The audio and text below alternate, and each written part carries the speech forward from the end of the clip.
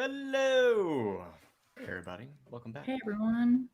Hey, we got Kip with us today. Serena's with us. I'm with you. I'm Jason. It's good to have you back. This is the third time that Kip's been with us. If you have watched the first two, then keep going. If you missed the first two, then we'll link to them below in the description in case you watch the video later on. But Kip, thanks for coming back. Last time, two times you've talked about different aspects of job hunting, and today you're going to talk about interviewing and negotiating, which I'm terrible at negotiating because I don't ask. I'm like, no, I'm good. I'm good. Interviews, I'm fantastic at interviews because I don't care if I get the job. Like that's the way I walk Ah, in. I'm like, I don't care. Like, but I take that back. Like there are times where I'm like, I hope I get this job. But for the most part, I'm like, I'll just answer your questions. But I'm pretty sure you have a better way of doing it than any of the two ways I just talked about. So how about you take over and then we'll ask questions and engage with the people who are here. All right. sure. Yeah, absolutely. I can do that. Well, it's great to be back. Thanks so much for inviting me. I feel really good that I've been here twice and you wanted me to come back a third time. I love that. Thank you. Might still be the biggest mistake you've ever made. I don't know. We'll find out. But I thought it would be great to build upon what we've already talked about and and actually go the full distance and talk about interviews, how to crush your interviews, and then how to do the negotiation. And I'm going to tell you these things from the side of the table that I sit on, right, which is the hiring manager side of the table. And I'm going to share with you a lot of hiring manager secrets, which you can then use to Jedi mind trick the hiring manager next time you get in there. And then I want it to go well for you. In fact, I want you to do so well in this process that you will be seen as an absolutely irresistible candidate by the hiring manager, that they will feel on the inside that they cannot continue until they add you to their team and do that at a top dollar rate. And not only that, but I want you to have multiple competing offers from multiple hiring managers at top dollar. So if you want that, that's my goal, is to try to give you that. So between the sessions I did last time and the one that we're going to do here today, if you wrap it all up, then it should really help you. And if it doesn't help you, you should send me a note, because I think what I'm sharing with you, based on my experience of sharing this with other people, it's going to help 90% of the people 90% of the time that they try it. And if it doesn't work for you, I want to know more about it. And then Jason, you said you during our pre-show you were saying you might put a playlist together, right? Yeah, so what we'll do is we'll take the three videos that you've done, we'll put a playlist together in case somebody's like, "Hey, let me just go through all three of these," because I, like I believe people who are job hunting need advice because nobody teaches people how to job hunt. Like that's not a Mm-mm. thing taught in schools. That's not taught in universities. That's not taught anywhere. And so having a hiring manager actually say like, "Hey, here's how I hire," is what people need to hear because it's scary to interview because I've always thought like job hunting is the worst because that piece of paper you put together and that interview will be the difference between eating and retirement and like all these other things. So like there's some stress involved there. Yeah. Yeah, for sure. There's so much hanging on it. And not just eating, but also ego. Right? I mean, like, it hurts to get rejected. It does not feel good at all. And especially when they don't tell you, right? You just get that crazy email, maybe, or they ghost you, but you might get that email that just says, you're not right, you don't meet the qualifications, whatever, but they never really tell you. They never really give you any useful feedback. And that can just be really awful. It could be like a gut punch. I've talked with lots of people that really struggle with the way that we do hiring in this country, and so yeah, I want to share with you what's going on the other side of the table, and I really want this to help you. So why don't we dig in? Oh, and by the way, Jason, when you make the playlist, and thank you for doing that, would you add your video to that playlist where you tell people how to find hiring managers online so that you can talk directly to them? Because I think you're excellent at that, and I would want people to add that to the toolkit. I'm on mute. You're not. I was about to say, So, you're not so great at the mute button. man, like I feel like you could use open source intelligence gathering to track down hiring managers and recruiters. I was like, oh, hello, it's nice to meet you. Yeah.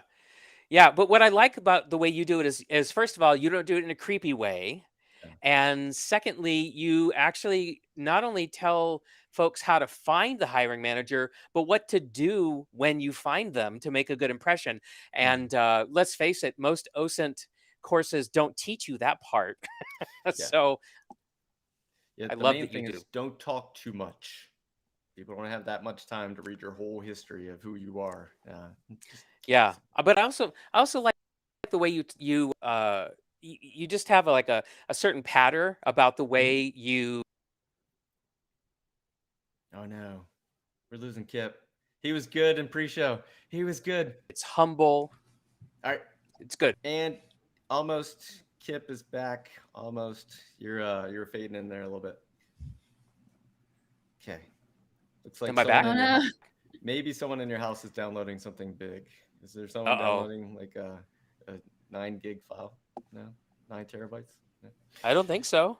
All right, I think you're good now. All right, let's keep going. Sorry about that.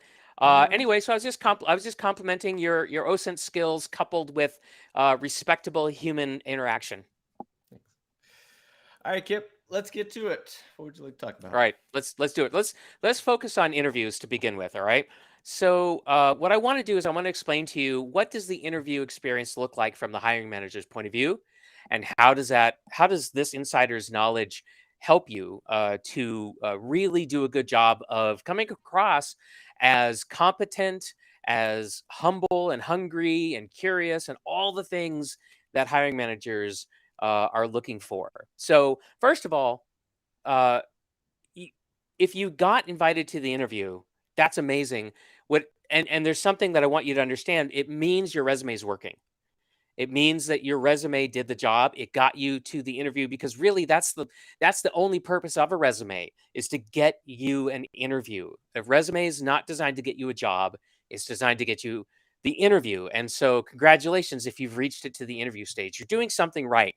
You may not know what it is, but whatever it is, keep doing it and get yourself more interviews. So when you're in an interview, uh, what I'm trying to find out from you is can you do the job? Will you do the job? And do you fit into my team? Right? It's really those three things. And and why is it those three things? Because I've met people who can do the job, but they don't really want to do the job. I've met people who want to do the job but can't do it because they don't have the skills or the aptitude. And I've met people who can do the job, will do the job, but they don't fit. And that is very destructive to my team's productivity and to our culture and the way that we like to work. So it's got to be those three things. Now I test for those three things, and it starts by looking at your resume. But then when I ask you to come in for an interview, what I'm looking for, or what I'm going to do is I'm going to have you go through at least three interviews. And if it's something we can do in person, all the better. If we have to do it virtually, we'll do that. Is everything okay, Jason? Yeah, I was just Okay. sometimes the full size. You're like, Okay. I wasn't sure if you're going to tell me I had a wardrobe malfunction or something. I wasn't sure where this was going. I just wanted to be on camera again. I was Okay. I was Welcome getting back, Jason. lonely. So what's going to happen is that if I can interview you in person, that'll be great. If I have to do a virtual like a Zoom or something like that, we'll do that. But the way it's going to go is that you're first going to get a screen from probably an internal recruiter, somebody who works in the human resources department. They're going to do an initial phone screen. What they're looking for is high level. Do you fit the job description and do you fit the dominant culture of the company? That's really what they're looking for. And so it's a very coarse grained screen, and they probably don't know very much about the work that we do. Right? They're not information security professionals. They're human resources professionals, and they may or may not do this kind of hiring very often. Right? So when I worked at an insurance company as a chief information security officer, my HR department knew how to hire claims adjusters and customer service people. They were the best at that. And every now and then I would say, help me hire a cybersecurity analyst or an information security analyst or whatever. and they would just sort of naturally default to the things that they knew that worked when they hired claims adjusters or customer service people. And I had to work with them and say that that doesn't really work all that great. Let's figure out a different approach. So, but once you get past that internal recruiter coarse grained screen, the next thing that's going to happen is you're going to meet with one of my team members, and they're going to talk with you just to kind of get to know you, just to get some sense of what you're like. And the first question that you might get would be a question that I think you can easily anticipate, which is, "So, Kip, tell me about yourself." That is a softball question that almost everybody asks at the beginning of an interview from a hiring manager's point of view. And what that means for you is you need to have a marvelous answer that you've rehearsed and that you can say in a very natural, fluid way. Talk for a couple of minutes about who you are and things that you like to do.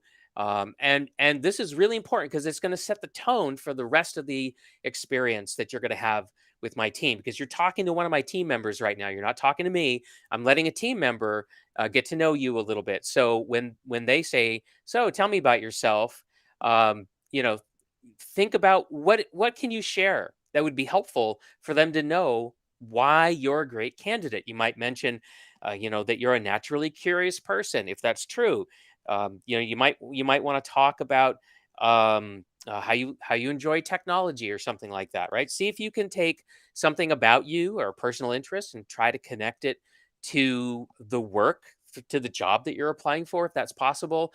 Don't lie, don't stress the truth, don't do anything like that. But you this is your chance to really put yourself out there, and show us that you're worth having to come back for another interview, right? The goal of every interview is to get the next interview until you get to the offer. All right. So be thinking about that. Um, so another thing that you don't that in response to this question, tell me about yourself. There's some things you don't want to do. All right. Do not mention anything about your religion. Don't tell them what country you come from. Don't even affirm that you were born in the United States if you were. Don't tell them about your marital status. Don't tell them about your medical conditions. In essence, if they're not allowed to ask you the question, don't bring it up. There are lots of things they cannot ask you. If you're a woman, they can't ask you if you're pregnant, things like that. So don't volunteer that information. You're making it too easy for a hiring manager to potentially participate in illegal discrimination against you. Don't do that. They can't ask you. You shouldn't tell them. Another thing that you might get asked right off the bat in this interview is, "What do you know about our company?" Well, I hope you've done a little bit of research and that you can talk intelligently about the company. Is it publicly traded or not? Would be a wonderful thing for you to know right off the bat. Have you read their website? Do you know what their values are? If you interview with Amazon, for example, they're going to expect that you have read about their corporate culture and their value system, and that's really important. And if you haven't done that and you show up for the interview, they're pretty much going to bounce you at that point. So definitely get some familiarity with the company. You might also be asked, "Why do you want to work here?" Never say because you need a paycheck. Even joking, don't say that, because that is a huge turnoff. Nobody really wants you to show up just because you want a paycheck. They want you to show up because of your natural interest in the job, or your desire to grow professionally, or things like that. So be careful about that. Answering that question, why do you want to work here? Be sincere. So, Talk about how you want to be part of a team and how you want to Kip, serve customers. Okay, Jason, what's up? Kip, I just want to interject. It's like generally, I when I'm hunting for a job, I find companies that align with the mission that I want my life to have, or like the Hmm. goals that I want my life to have. So, do you advocate for hunting for work that you want to do, or work that you can find? Gosh, I'll tell you, the ideal thing. All right, the ideal thing is that you're going to hunt for jobs that are gonna let you grow professionally and work in a zone that really appeals to you, right? Where you're drawing from your strengths and your passions every day. as much as possible, right? That's really the ideal situation that you want to be in. I know not everybody's in that ideal situation, right? And Sure. so sometimes you are there for the paycheck, but for God's sake, don't say that. Sure. Not because I'm encouraging you to lie, but that really shouldn't be your motivation for going to work every day anyway. I mean, I just don't think that's sustainable. Yeah, someone I heard a long time ago was like find the actual purpose in the job that you have because someone, I don't want to say anything bad about garbage men, but I'm going to pick it's the job that no one wants.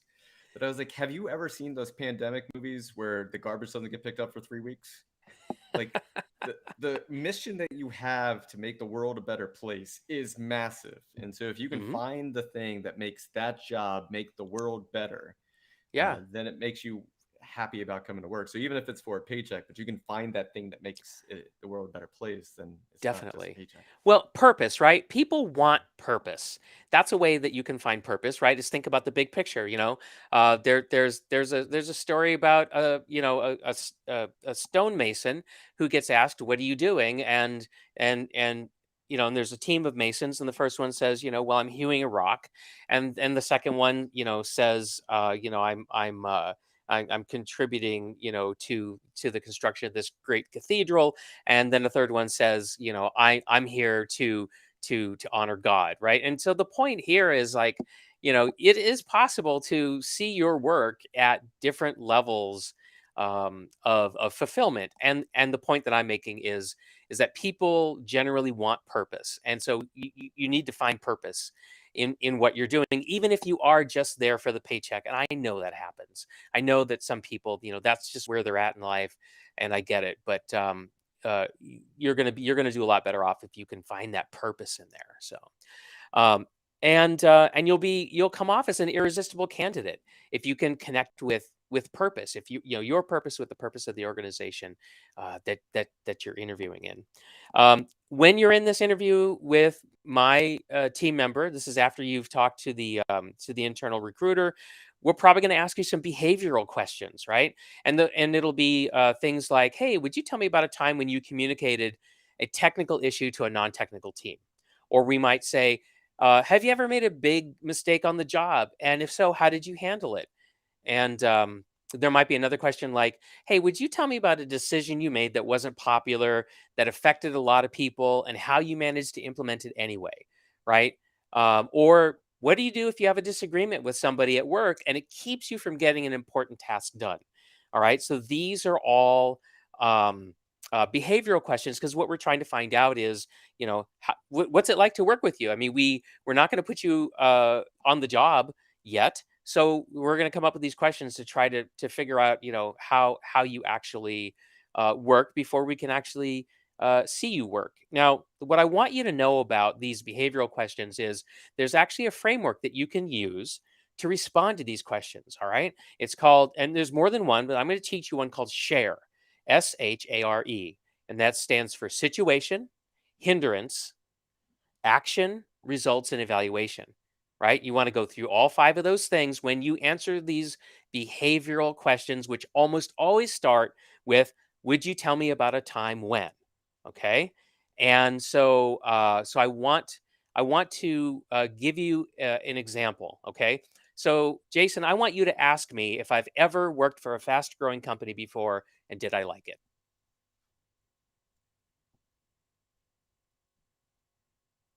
With your mute Jason. button off.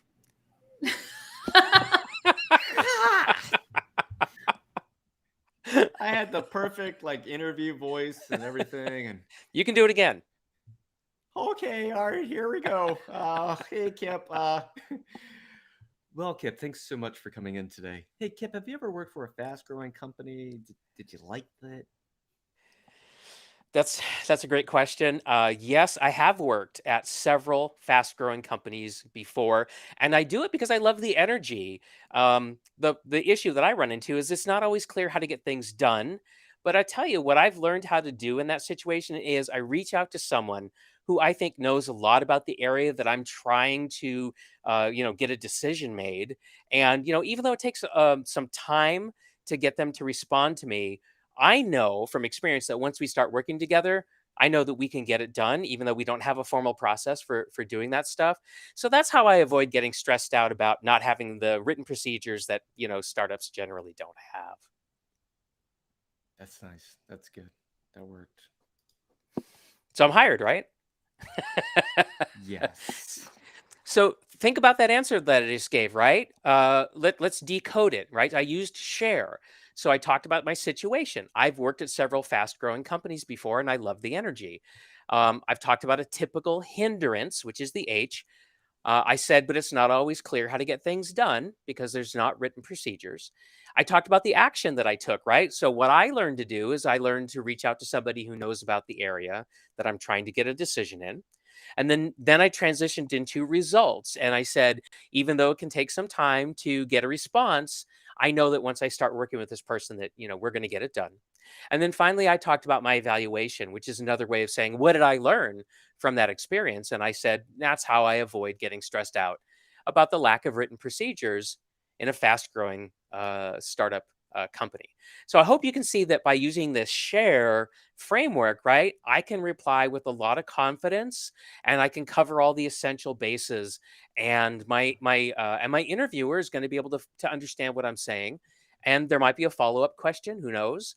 But that I find works really well, this share framework, when you're in a behavioral interview session. So there you go. That's what your next interview would be like if you were trying to come on my team. So one thing is, Kip, you speak well. So Thank you. since you speak well, I heard no ahs and ums during your response. Great. So that's not typical from people, and ahs and ums make people sound slightly unconfident. Correct. Where did you Right. speak? Where did you learn to speak without ahs and ums? Well, I sometimes fall into it anyway. So I appreciate you complimenting me, but the truth is I still sometimes do it. However, it's all about practice. It really, really is all about practice. So I have two podcasts that I co-host. Mhm. So I get a ton of practice. When I was in Sure. high school, I was in high school debate, so I got a ton of practice speaking in front of other people. And so practice, practice, practice. Toastmasters, right? Mhm. Yeah. So I just wanted to bring that up because sometimes people don't realize practicing interviews is a part of the process of interviewing, like practicing. Hmm. Some people like there's like, I have it tomorrow. I'm so freaked out. Like, okay, would you like to practice with somebody leading up to that interview? Because that's what Kip's doing right now. We're practicing an interview, and he's getting a chance to say things without ahs and ums. And I've been through Toastmasters for years, where I learned to not do ahs and ums. I do have a lot of other verbal ticks that I do, but it's not ahs and ums for the most part, unless I am unconfident about the things I'm about to talk about. All right, back to you, Kip. Oh, thanks. Okay, so that wraps up the second interview that you might experience if you're trying to get a job on my team. The third interview that you would experience, if we like what we've heard so far and we believe that you are still a strong candidate, maybe even irresistible at this point, is we're going to do another interview designed to test your hard skills because we want to know what you're actually capable of. And we want to see what you can do. And we also want to know what it's like to solve technical problems with you. And we'll also be evaluating your soft skills, right? So, do you, in the course of solving a problem, are you respectful to the person that you're collaborating with, or are you dominating? I mean, we just want to know what it's like. So, so we'll probably get together with you in a whiteboard, either a real whiteboard or a virtual whiteboard, and we'll ask you to solve a problem at the whiteboard, or maybe share your screen and show us how you're solving the problem. And um, and we'll start off with some very basic things like, would you please diagram and explain your home network or your home lab, and show us how it works? And then we might ask you questions as you go along. Oh, how does that work? Or, oh, where'd you get that box? Or, hey, why did you tie those two things together? Or why did you choose this protocol instead of that protocol? Right. And so we're just having a collaborative technical session here. I might ask you other questions like, hey, would you diagram and explain how a TCP handshake works?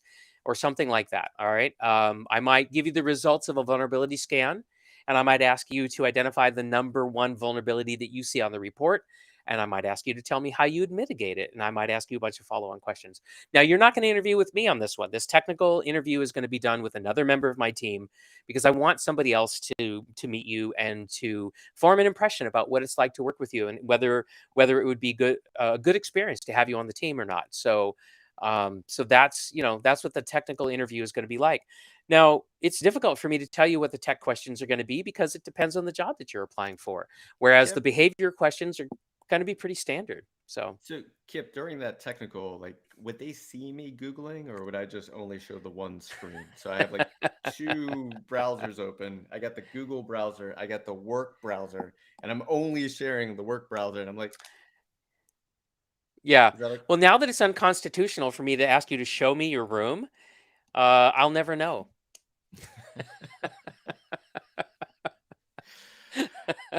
So, I mean, 3 interviews, is that typical, or is that It's typical excessive? for me, and it's pretty typical for others. Yeah, I would say 3 is pretty typical. It might go longer than that. There's some organizations that are really afraid of a mishire. Like, Mhm. they have a lot of trauma in the past from hiring people who didn't work out.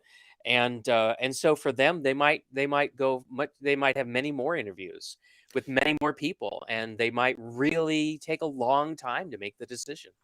So Three people years talk is about my max. Or 3 years. 3 interviews is my max. If you need more than that, I'm sorry. No. Well, sure. And as a candidate, of course, yeah. you've got your opinion on this, and an employer that's being ultra cautious is going to lose the opportunity Mhm. to make you an offer because you're not willing to wait around, and that's okay. Yeah. I think I saw on Twitter someone saying like they had 8 interviews for one company, which included multiple like technical interviews and projects. And I'm like, not for me. I mean, maybe if somebody else wants to sink their time into it, but I don't know. Yeah. That's not. I mean, 3 seems pretty typical. Because it's usually just like an initial interview, maybe like a phone interview, a technical interview, and then like the final interview with like a hiring manager and maybe somebody else. Yes. Um, is usually from my experience how it's set up. And that's what I do as well. So after the technical interview, if you still seem irresistible to us and we want to make you an offer, that would be the next step. You would meet Yeah. with me, and I would have my chance to get to know you a little bit. Of course, I've already talked to the internal recruiter. I've already talked to the other 2 team members of mine who met with you, right? And so I've gotten their feedback, and now I'm going to meet you. And then if I like what that experience is, and if it's consistent with what I've heard with the other people, then I might go ahead and give you the offer. So yeah, so that's the approach. And one of the things that I want to do for those of you who are watching this stream today and for joining us, I want to give you a bonus because I can. So what I've got for you, and Jason, you'll have to tell me, how we can get this to folks. But I actually have 2 PDFs that I want to give you. One of them is going to be the top 40 soft skills questions that you can expect to encounter in an interview, and the other one is the top 40 hard skills questions you can expect to encounter in an interview. And by using these, you can practice your answers, and you can practice them out loud, so you can get rid of those ahs and ums. Do you want people to email you and you'll respond with it? I would be happy to do that. Yep. I All right, the think email is on the in my screen. experience too, sorry. Okay. I like, at least personally for me, the technical interview is always my least favorite because I've had so many just bad technical interviews. And Mm. I feel like that's something that we could probably make a whole other streamer video about, is like how to conduct a good technical interview. Yeah. Because one, there's a lot of opinions, and it's like some people say one thing, other people say another. But like for me, one, it's always really nerve-wracking not knowing what to expect going into like a technical interview. Mm-hmm. And then like what questions are they going to ask you? You know what I Mm-hmm. mean? And I'm one of those people that definitely, like, if someone just like asks me a question, it's like I walk into a technical interview and I forget everything I've ever known. And it's miserable. And one Yeah. time I've had, like, most of the times it's been like 2 technical interviewers. And one time for my very first job out of college, I was interviewing, and the two technical interview people like started getting in like an argument about whether or not my answer was like correct or not. And I'm just like, Wow. this is so like, this Well, is horrible. you dodged a bullet there. Well, I did accept the job. Oh no! Oh. Did it turn out all right? It wasn't that bad. It ended up being It wasn't fine, that bad. but What a yeah, ringing no, endorsement. it was an interesting technical interview, but like most places that I've had a technical interview, the interview has been just like miserable. Oh, I'm sorry. I am so sorry about that. That's why we try to make ours more of a of a conversation, right? Yeah. And the point isn't to stump you or to give you impossible to solve challenges. We know from the research that doesn't really work, right? So if you've ever heard of these interviews where they ask you like, why are manhole covers round, and how many pennies could you fit in a 747? I mean, that stuff it's not predictive of success on the job at all, and we know that from the research. So you shouldn't be doing things that research says isn't predictive. So so from the hiring manager point of view, right, if there's any hiring managers watching today, please look up what works and do that. Don't make up stuff just because it seems fun for you. You're going to give candidates the kinds of experience that you're hearing today, that Serena's talking about, and it's not going to be predictive of on the job success anyway. So why are you doing it? Yeah. So technical interviews remind me of like dungeon masters from Dungeons and Dragons. Like there are dungeon masters out there that's like, I'm going to give you 9 of the monsters. There's nothing you can do about. They're going to destroy you. And you're like, what are you doing? Like, we're supposed to be like having a good game here. We're having a good time. We're on a. I thought we were buds. Yeah, and there's other dungeon masters like, okay, Harry, I'm gonna give you like all these magical items so that way you can succeed in anything that you do. And so I think human beings like it biases everything that we do, and that's fine. All right, Kip, we have a question from Brian. Says, how do you recommend those that speak with their hands deal with that in an interview? Speak with your hands. I don't have a problem with speaking with your hands. You probably have seen I'm waving my hands around, right? So I don't have a problem with speaking with your hands as an idea. There are things that you should not do with your hands, though. I mean, that just are not going to come off really well. Don't try to touch the other person if you're in the room with them. Ah! Don't pick your nose, right? That's not good. Don't pick your ear, right? I mean, there's some personal hygiene things here, right? Don't lick your finger and, that sort of business. That stuff's obviously out of bounds. Don't go too crazy with your hands either, right? This stuff, right? Don't go too fast like that. I wouldn't put my hands in my pockets either, because that's going to look kind of unusual, right? So talk with your hands by all means, but just keep it at a at a nice casual pace. All right. Sure. All right. Negotiating. You ready to move on negotiating? Yeah, unless there's any other questions about the interviews, we will definitely go on to negotiating. And if there are questions about interviews, we can pick them up at the end, right? Absolutely. If anyone has any questions Yeah. about interviews, feel free to ask them, and we'll ask them towards the end. All right. Okay. So let's talk about negotiation. All right. So in our magic scenario here today, as your incident master, I have deftly navigated you through the initial phone screen with the HR representative, the initial get to know you with behavior questions with a member of my team, the technical interview with a member of my team, and we think you're irresistible. We want to make you a job offer. So now you're going to meet with me, and I'm going to put an offer in front of you. Now I want to talk to you about what it's like for a hiring manager to prepare and deliver a job offer for somebody that they would like to have on their team. Now, negotiations are more art than science, and that might frustrate you, but that's just the way it is. And I want you to first of all realize that the situation's out of whack. And what I mean by that is that the employer, the hiring manager, has almost all the advantage here. all right, over you. The asymmetry is really pretty incredible. I have so much information at my disposal. I know what other people at my organization make for comparable work that you're applying for. I know all kinds of information about what the salary bands are in my organization. I know what benefits we have. I know where we're flexible, and I know where we're not flexible. You don't know any of that stuff, and so it's an uneven playing field. And your job is to try to level that playing field as much as you can during the negotiation, and I think that's completely fair.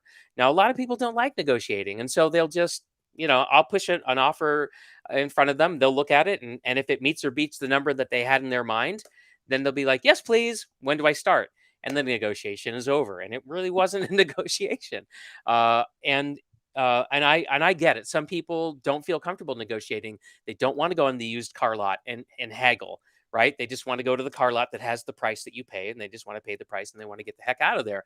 So, and as a hiring manager, I encounter people across that whole spectrum.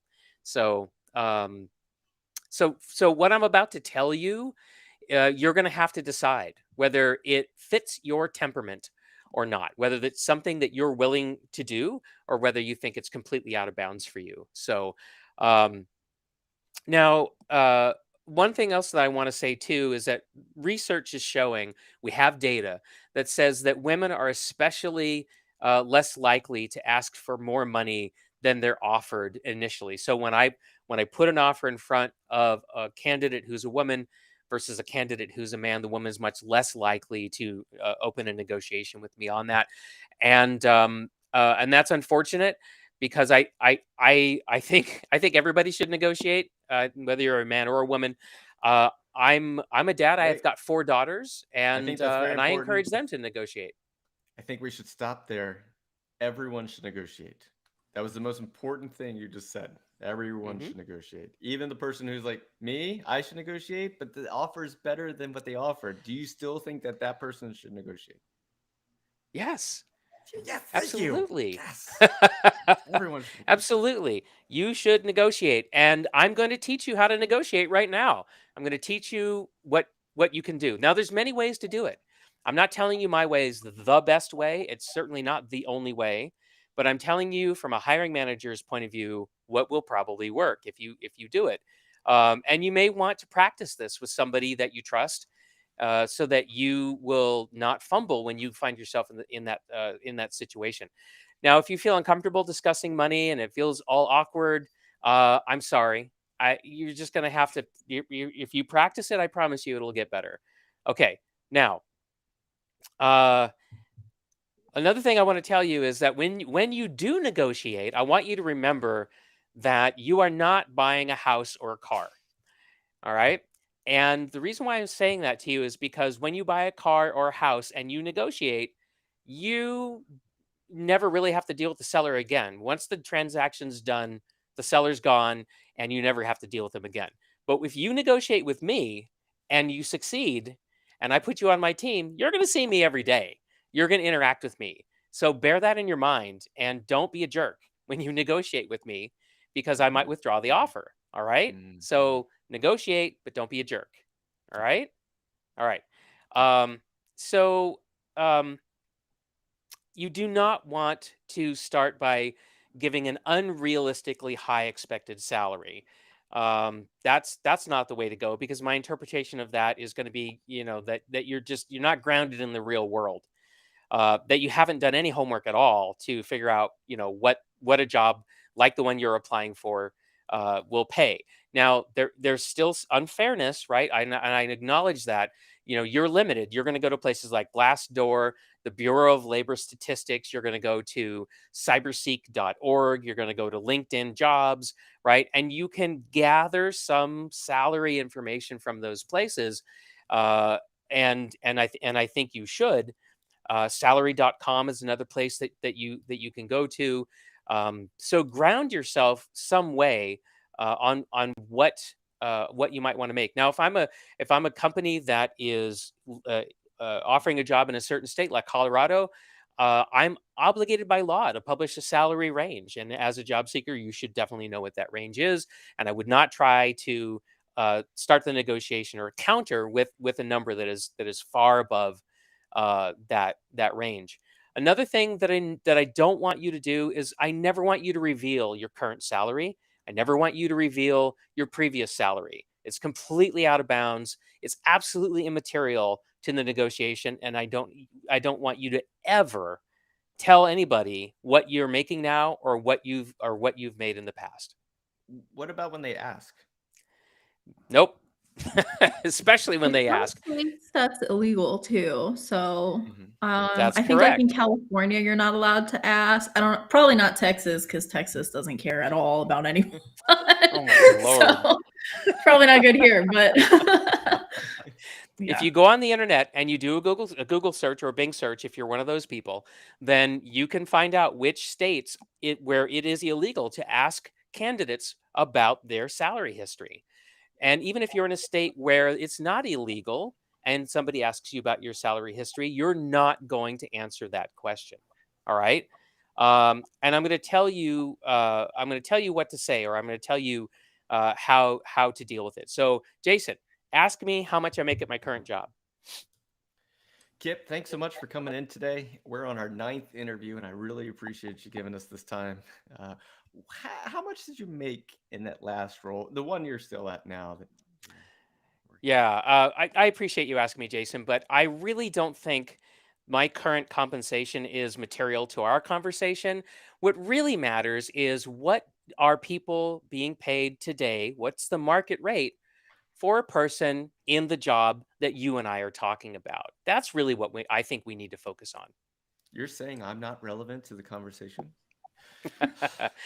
I I personally always like to bring up that, like, salary is one part of a compensation package. That's true. So, if you're going from somewhere that's like, oh, well, I have 4 or 5 or 6 weeks of PTO or unlimited PTO at this job, but this job I only get two weeks, or the health insurance is different, or there's in some, especially working in tech, there's like RSUs, or just a bunch of like the full package is more Mhm. important. So someone might be considering a different type of salary if they're getting maybe a lot of equity in the company and things like that. Right, So right. And what's an I was RSU like again? pointing out that. What was that? You said RSU. Would you define that term? An RSU? I forget. I honestly don't know what it stands for, but it's like where you get equity in the company and invest over time or whatever, like depending Yeah. on what Yeah, that I is. think I it's don't a know I that. think it's a restricted stock unit, I think is Yeah. the definition of that. But if anyone's watching and you know exactly what RSU means, but you're right, it is a form of equity in the company. Mhm. Yeah, so that's especially like because we're talking about tech, there's all these other different types of compensation that's a part of a full package. And like I was saying, salary is only one piece of that. So Mhm, mhm. be very aware of what the other benefits are of working there. Yeah, you're absolutely correct. There is a total package that you want to be thinking about. In HR land they call it total compensation, and some employers will actually give you a letter every year that summarizes what your total compensation is, and it's going to include all those things that you mentioned in order to give you a full understanding, right? And there's lots of invisible things that an employer pays for you, like in the United States we have a Social Security payroll tax and you pay half of it. So on your check, when you see the deduction for that, a lot of people don't know that an employer pitches 100% in for everybody on their payroll to match that deduction, and it goes straight to the federal government.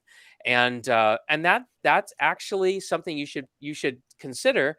Because if you're a freelancer, you pay that full tax yourself.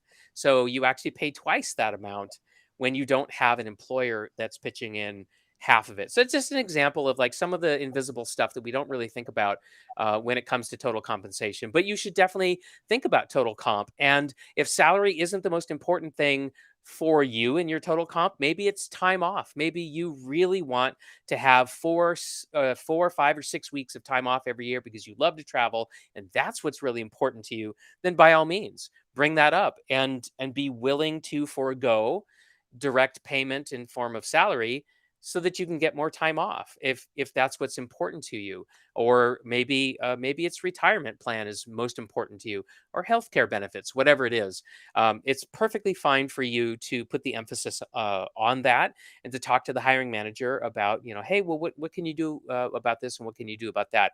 But most people are really interested in how to negotiate the salary, and because the playing field is not level, I want to I want to give you a very specific technique for finding out some information that you don't know when you're going into the negotiation, and that is the pay range for the job, because almost every employer has an established pay range for every job title, be that a cybersecurity analyst 1 or a cybersecurity analyst 2 or a cybersecurity analyst 3, right? They've got like a progression, a career progression, and in every one of those job titles, they're going to have pay ranges. Now, they get that information from a salary survey that they subscribe to, where other employers, in order to subscribe, have to tell the research company, the publisher, what they're paying people on their payroll. So, unlike Glassdoor, where you've got people who are volunteering information about what they make, you employers can see the actual numbers, and there's no salary inflation, right? You just don't know when somebody puts on Glassdoor what they make. You don't know if that's real or not. Could be, but it might not be, and you don't know. But employers know, because they're deliberately going out and getting that information. So that's what you need to find out when you're in the negotiation. So when Jason asked me, "Hey Kip, what do you make at your current job?" and I deflected the question, my follow-up question is going to be, "So Jason, what have you established as the pay range for this position with respect to the market rate?" and and that's what I'm trying to get back from the hiring manager. And that's a key piece of information. And if I were you, I would pursue it until I got it, with Hmm. respect, but that's where I would go. What's the Okay, pay range? the pay range. You So want the pay range for that position. yeah. Someone in the chat said healthcare is usually non-negotiable with companies. They have set plans which you take it or leave it, which is true. However, if you are getting like less of a good healthcare plan because it varies so much in the US, you can use that as a negotiation tool for your salary. So say, so that's like something, healthcare is super important to me. So that's something that like I would be like, hey, like, this healthcare plan's significantly different than the one that I'm currently on. Right. And negotiate that extra difference into your salary. So while some things aren't negotiable, you can be compensated in other areas. Mhm. Right. Usually, um, employers have. And remember, I told you that you don't have all the information that I have as a hiring manager. I know where we can be flexible and where we can't be flexible, and that flexibility can definitely come into play. And but you have to ask, and that's why I say you have to negotiate. But don't think of it as a negotiation, as in like some down and dirty haggle at the flea market. That's not what I'm saying. It's really an intelligent conversation about, what are you offering me, and can I tell you what's important to me, and how much room do you have to change your offer so that it fits me like a glove, because that's what I want. And if I can get an offer that fits me like a glove, then I'm probably going to stay. And guess what?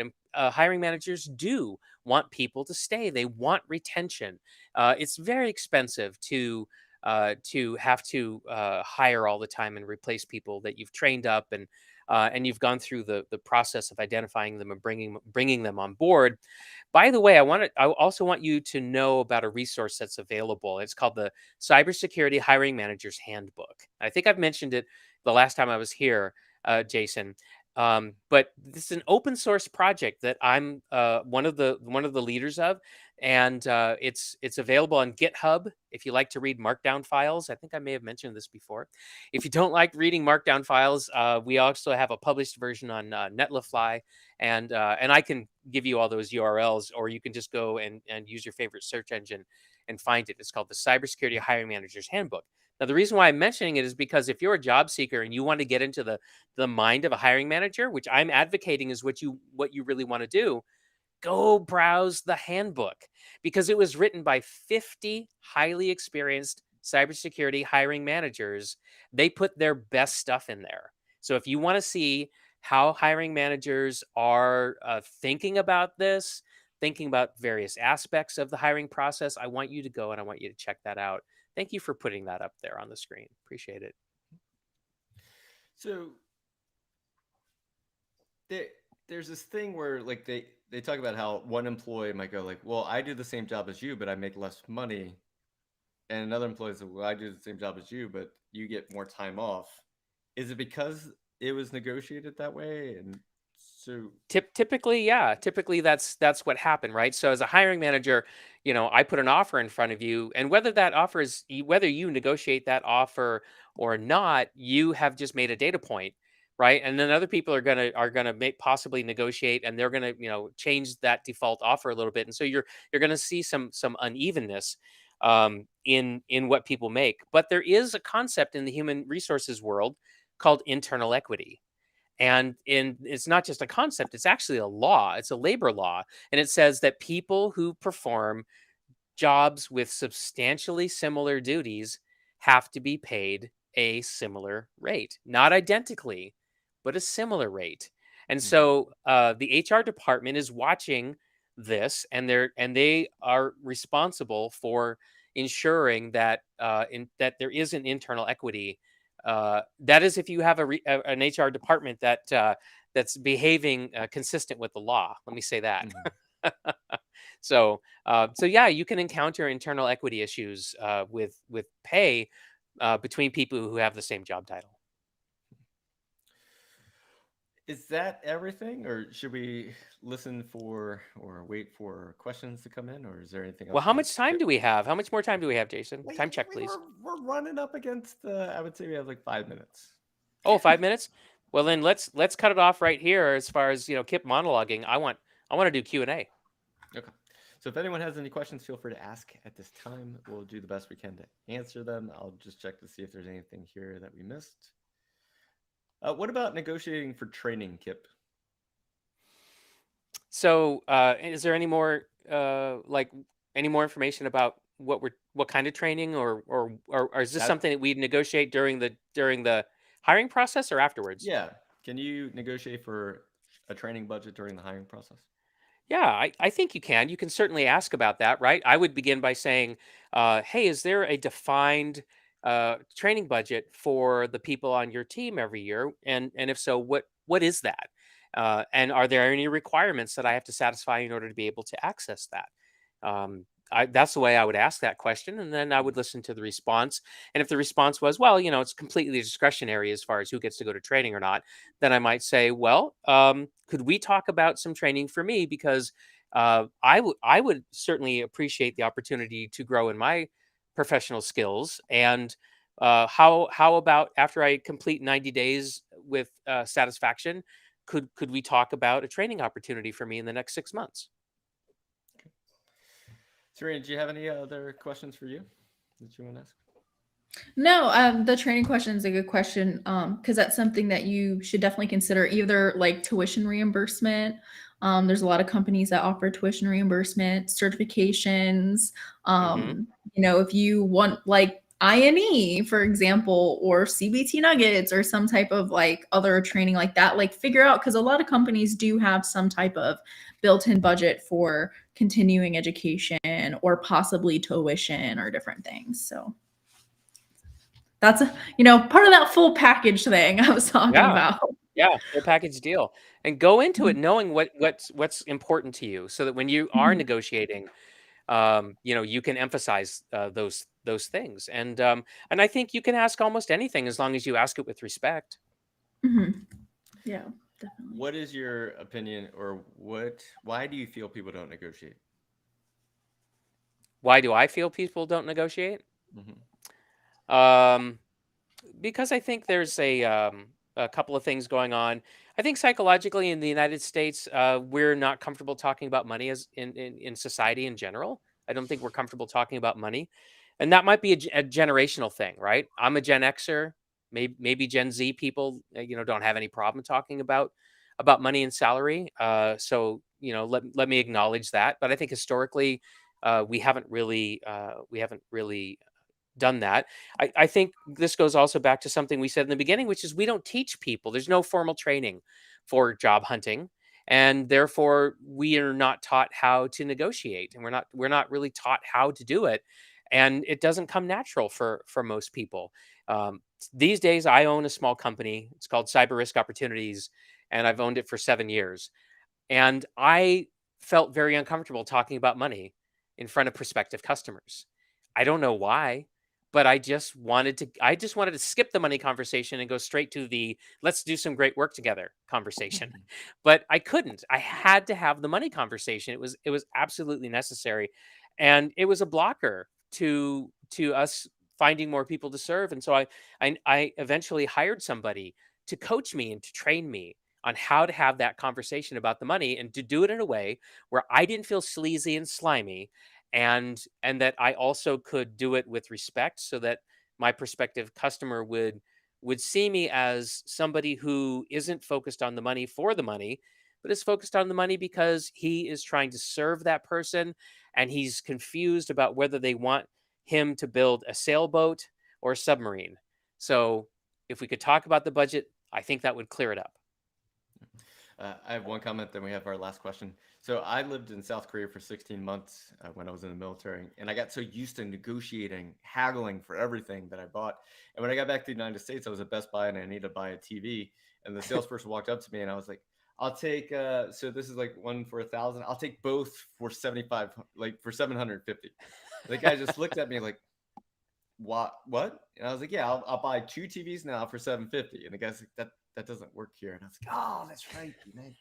I can't do that. America. Duh. All right, last question for today, and I think this it solves both questions I got asked. How would someone with little to no experience, like maybe boot camp experience or entry level experience, get to the interview process? Okay, to get to the interview process, this actually starts to touch on things that On, Jason knows how to do really well, I think it would right? be video 1 and 2. Like if you go back and Yeah. watch video 1 and 2, like I think we're gonna answer that question for you. So Yep. check out Kip's previous video on YouTube. So, Kip, last question is, with remote work at an all-time high, do you think that the interview process is definitely different with regard to the right fit for the job? Well, it certainly is different. It's absolutely different for different reasons. It's difficult to build a connection with somebody when you're not physically in the same room. Some people really struggle with that. Some people don't, and so that's different. Even from the candidate side, it can be really difficult to make a connection with somebody that's interviewing you. There's some real limitations to how I can do an interview um, virtually versus when we're in the same room together. For example, standing at the whiteboard, right? How am I going to do standing at the whiteboard with you over Zoom? So I've got to innovate a little bit, and I've got to figure out how to do that. And there's also an issue going on right now that employers have to be really worried about, and that's the use of deep fakes for non people to get jobs, remote jobs where they never meet you in person, and then use those credentials that have been supplied, like you're, as an IT systems administrator, to then deploy ransomware or steal confidential information. This is the thing; it's happening, Uh, and so employers have to be on guard for that stuff. I have never met Serena in person, but I do believe she's a real person. There's actually a TikToker recently that had about 150,000 followers, totally fake person, was Mm, a deep fake basically generated by AI, and wow. had gained 150,000 followers on TikTok. And then the girl eventually, once she broke 150,000, like came out and was like, no, this has been me the whole time. Like, I'm not that guy. Huh. Wow. So it's crazy. There's AI influencers now. All right, Kip. Kip, you teach classes for Antisyphon. We show up here. It's the Antisyphon live stream. Antisyphon does training. The reason why we like Kip to come back is because, one, he's an instructor, and two, because if you take training but you don't know how to get a job, like those two things should definitely go together. So that's why we show up and Hmm. talk about job hunting and negotiating and everything else. Because if you have training, use this to get the job. If you know how to get the job, but you don't have the training, then maybe, or once you get the job and you need training, come see us. So Kip, you have a class coming up. What is it? And then we'll wrap up for today.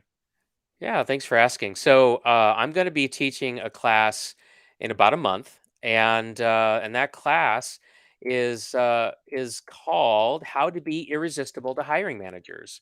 And what do you suppose that class might be about, Jason? I think it's about how to get jobs. Yeah, Yeah.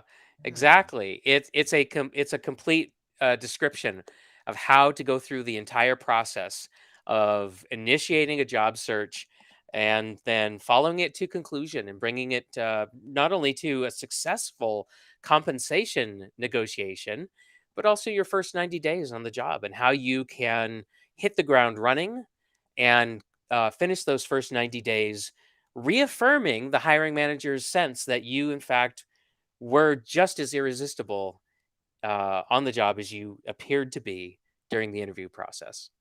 Nice. Yeah, I think that's important. Like that first 90 days, there's a book out there called, I think, First 90 Days and things. But it is that I got the job, I'm going through the onboarding. How do I make this work? Kip, Right. thanks for your time Yep. today. Any final words before we wrap? Thank you so much for having me here. I really appreciate it. For those of you who would like the 40 questions, don't forget to drop me an email and I'll be happy to share it with you.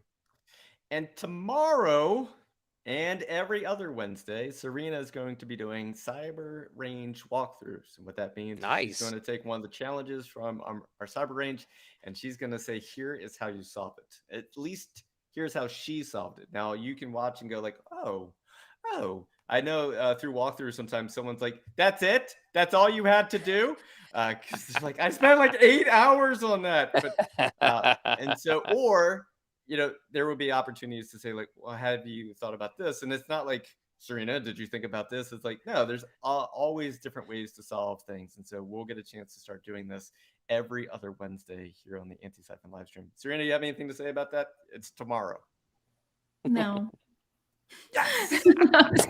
do the challenge ahead of time before the stream if you want to get full points for it. And then after it's been on the stream, I think you can still do it just for a reduced amount of points. I think I have that correct. So That's correct. yeah, and then if you don't figure it out and you're just getting frustrated, then you can watch it on the live stream and do it with us. So all right, everybody, thank you so much. We'll see you next time here on the Antisyphon live streams. My name's Jason, and we got Serena and Kip. We'll see you next time.